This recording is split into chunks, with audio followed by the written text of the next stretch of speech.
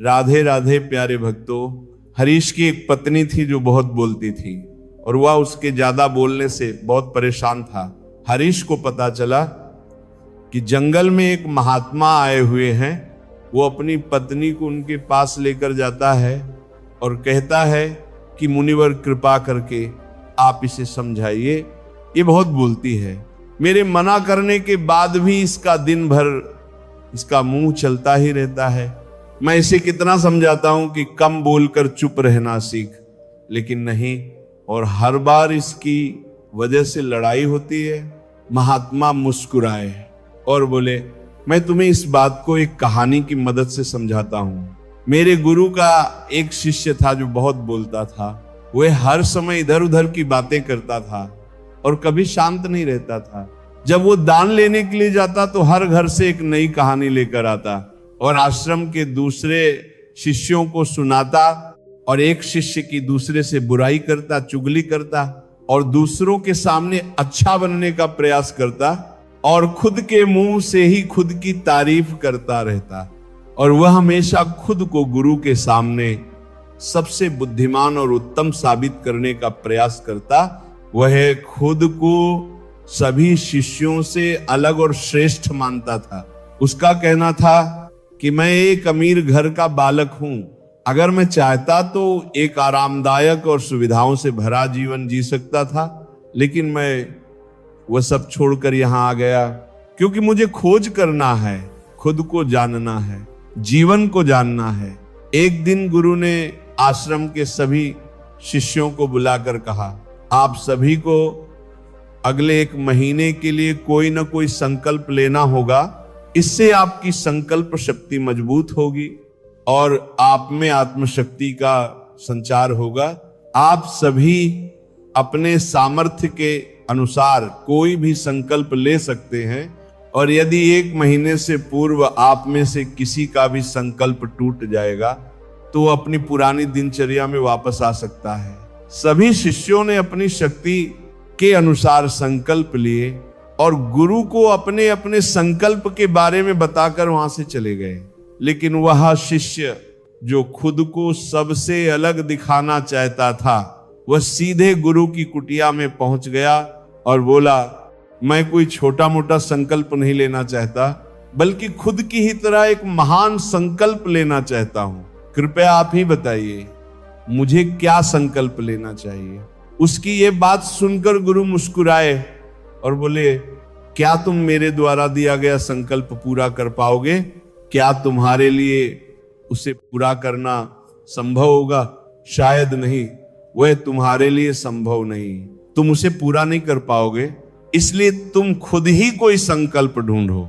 शिष्य ने कहा, नहीं गुरुदेव, आप जो भी संकल्प मुझे देंगे मैं जरूर उसे पूरा करूंगा। गुरु ने कहा, ठीक है, तो तुम अगले 1 महीने तक चुप रहो, मुंह से एक शब्द भी मत निकालो, यही है तुम्हारा संकल्प। शिष्य ने कहा, गुरुदेव, ये भी कोई संकल्प है? ये तो बहुत ही आसान है। आप कोई संकल्प दीजिए जो मेरी योग्यता के बराबर हो। गुरु ने कहा, पहले तुम इस संकल्प को तो पूरा करके दिखाओ। शिष्य ने गुरु की बात मान ली और वह उसी समय चुप हो गया और पलटकर कुटिया से बाहर चला गया। उसे चुप रहना बहुत आसान लग रहा था। उसने एक दिन तो जैसे तैसे चुप रहकर काट लिया, लेकिन दूसरे दिन से उसके मन में ना बोलने का बोझ बढ़ने लगा, और तीसरे दिन उसे भारीपन महसूस होने लगा, और चौथे दिन उसके अंदर एक अजीब सी बेचैनी होने लगी, क्योंकि आसपास आश्रम के सभी शिष्य एक दूसरे से बातें कर रहे थे। वह भी अपना पक्ष उनके सामने रखना चाहता था, उनकी बोलती बंद कर देना चाहता था, लेकिन उसका संकल्प उसके आड़े आ रहा था। इसीलिए वो पूरे दिन सिर्फ आंखें बनाता रहता। इसी तरीके से कुछ दिन और बीते और वह शिष्य बीमार पड़ गया। उसका सिर फटा जा रहा था, उसका खाने पीने तक का मन नहीं था, वह सिर्फ बोलना चाहता था। वह गुरु के पास गया और उनके सामने बैठकर लिखकर उन्हें बताया, गुरुदेव, मैं बोलना चाहता हूं, बिना बोले मुझे सांस नहीं आ रही है, मेरा दम घुटता जा रहा है, मैं अंदर ही अंदर पागल हुआ जा रहा हूं, मैं क्या करूं, संकल्प तोड़ दूं। ये पढ़कर गुरु मुस्कुराए और बोले, संकल्प लेने के लिए नहीं होते, लेकिन जो अपने संकल्प को पूरा कर लेता है वह अपनी आंतरिक शक्ति को बढ़ाता है, और जो अपनी आंतरिक शक्ति को बढ़ा लेता है वह समाज और जागृति की राह पर आगे बढ़ जाता है। संकल्प का लेना भी तुम्हारे हाथ में था और इसे तोड़ना भी तुम्हारे हाथ में है। तुम्हारे बहुत से भाई अपने संकल्प तोड़कर अपनी पुरानी दिनचर्या में वापस जा चुके हैं। अगर तुमसे नहीं हो पा रहा तो तुम भी संकल्प तोड़कर अपनी पुरानी दिनचर्या पर वापस जा सकते हो। लेकिन याद रहे, अगर आज तुम इस छोटे से संकल्प को नहीं संभाल पा रहे हो तो तुम अपनी बाकी की पूरी जिंदगी को कैसे संभाल सकोगे। बाकी फैसला पूरी तरह से तुम्हारे हाथों में है। गुरु की ये बात उस शिष्य के दिल में चोट कर गई। वह बिना कुछ बोले वहां से वापस चला गया और खुद को अपनी कुटिया में बंद कर लिया। वो केवल अपने जरूरी कामों के लिए ही कुटिया से बाहर निकलता है, बाकी सारा समय कुटिया के अंदर ही बैठा रहता। 15 दिन बीत चुके थे और आश्रम के लगभग सभी शिष्यों का संकल्प अब तक टूट चुका था, लेकिन उसका संकल्प अभी भी जारी था।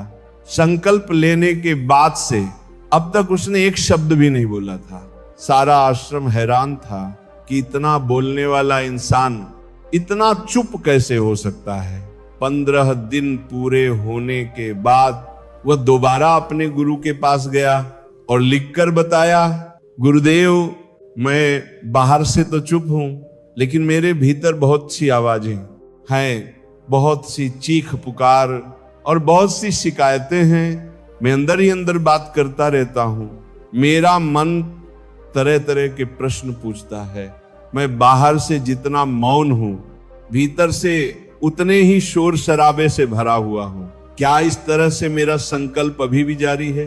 गुरु ने कहा, हाँ, तुम्हारा संकल्प अभी भी जारी है, लेकिन जब तक लोगों की ये आवाजें तुम्हारे कानों में उतरती रहेंगी, तुम्हारा मन बोलता ही रहेगा, क्योंकि इसे बोलने की आदत है।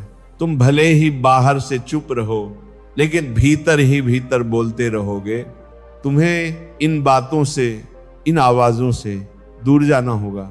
शिष्य गुरु को प्रणाम कर वहां से चला गया और सुबह होते ही अपनी कुटिया छोड़कर जंगल की ओर निकल गया।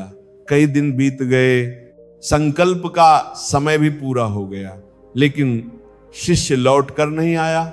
आश्रम में सभी को डर था कि कहीं किसी जंगली जानवर ने उसे अपना शिकार तो नहीं बना लिया।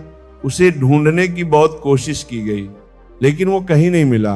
अंत में गुरु भाइयों ने मान लिया कि शायद जंगली जानवरों ने उसे अपना शिकार बना लिया है, लेकिन गुरु को ऐसा नहीं लगता था। एक दिन आश्रम का एक और शिष्य गुरु के पास आया और बोला, गुरुदेव, हमारे उस अधिक बोलने वाले भाई के साथ क्या हुआ होगा? क्या सच में किसी जानवर ने उसे मार दिया होगा?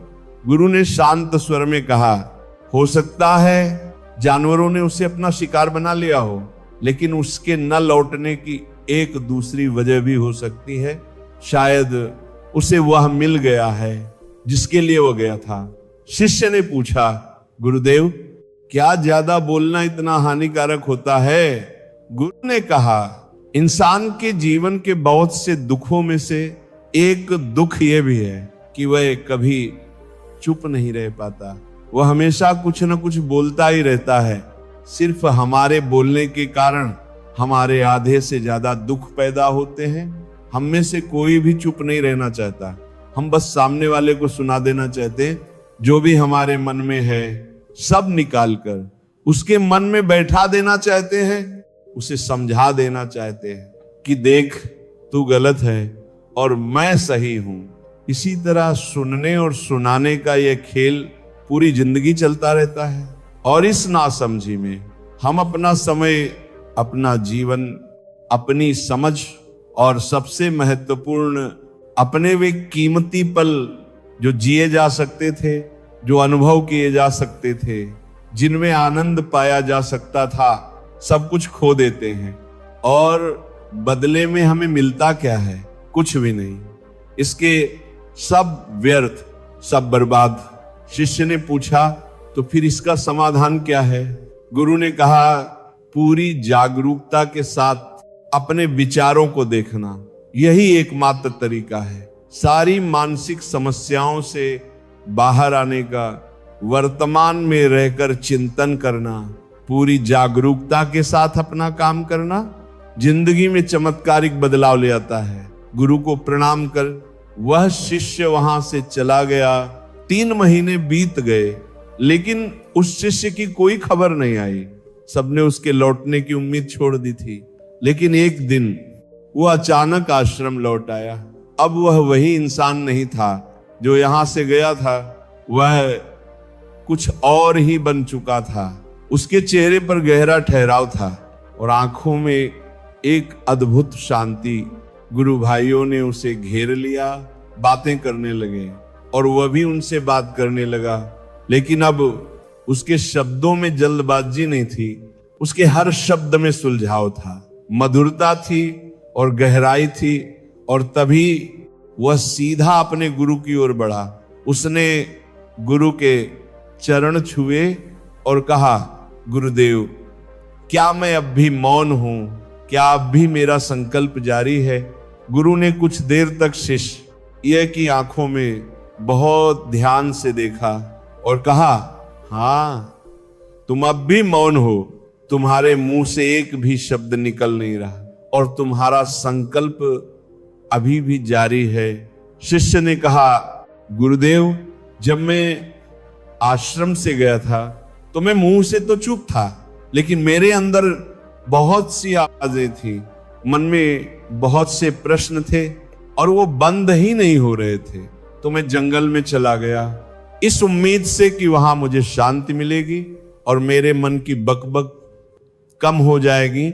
लेकिन मैं जितना एकांत में जाता गया, मेरे अंदर की आवाज उतनी ही तेज होती गई। मेरे भीतर की पुरानी से पुरानी आवाजें मुझे साफ सुनाई देने लगी। तब जाकर मैंने महसूस किया कि मैं कितना गलत कर रहा था। जब मैं अपने परिवार वालों को, दोस्तों को और गुरु भाइयों को बुरा भला कहता था, तो उस समय मुझे लगता था कि मैं सही कह रहा हूं। जब मैं गुरु भाइयों की एक दूसरे से चुगली करता था और उनका मजाक बनाता था, तब भी मुझे यही लगता था कि मैं उनसे बेहतर हूं और मैं सही कर रहा हूं। लेकिन उस दिन मैंने पहली बार महसूस किया कि मैं कितना गलत बोलता था। कई दिनों तक ये आवाजें, ये शिकायतें मेरे अंदर चलती रही। लेकिन धीरे धीरे एक दिन ये सारी आवाजें मेरे भीतर से समाप्त हो गई। अब मैं भीतर से भी मौन हो गया था। उस घने जंगल में बाहर से कोई बोलने वाला था नहीं और भीतर कोई आवाज बची ही नहीं थी। और उस दिन मैंने पहली बार मौन का सही अर्थ समझा। मेरे चारों तरफ बहुत शांति थी। हालांकि कुछ आवाजें अब भी आ रही थी जो पहले भी आती थी, लेकिन मैं उन्हें सुन नहीं पाता था। अब वे सभी आवाजें मुझे बहुत स्पष्ट सुनाई दे रही थी। हवा के चलने की आवाज, चिड़ियों के चहकने की आवाज और पानी के बहने की आवाज, ये सभी आवाजें मैंने पहली बार पूरे होश पूर्वक सुनी। अपने चारों तरफ इतनी शांति मैंने पहले कभी महसूस नहीं की थी और इस शांति को भंग करने के लिए मैंने पहली बार अपने मुंह से कोई शब्द निकाला। मैं चिल्लाया, हे ईश्वर, ये कैसी शांति है? सब कुछ इतना शांत क्यों है? ऐसा क्या हो गया? लेकिन मेरे चिल्लाने के बाद भी शांति भंग नहीं हुई।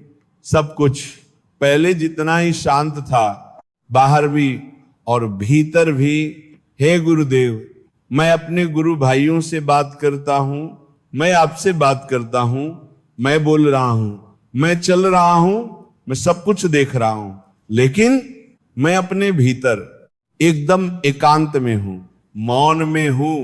मैं भीड़ में होता हूं तब भी भीतर से अकेला एकांत में होता हूं। जब मैं खुद में भी शोर करना चाहता हूं तब भी मैं एकांत में ही होता हूं। अब सब दिखाई पड़ने लगा है, सब सुनाई पड़ने लगा है। गुरु ने कहा जब तक हम बाहर की तरफ बोलते रहेंगे भीतर अशांति ही रहेगी, लेकिन जिस दिन हम भीतर की तरफ मुड़ जाएंगे तब हमारे मुंह से कुछ भी निकलेगा, हम शांत ही रहेंगे।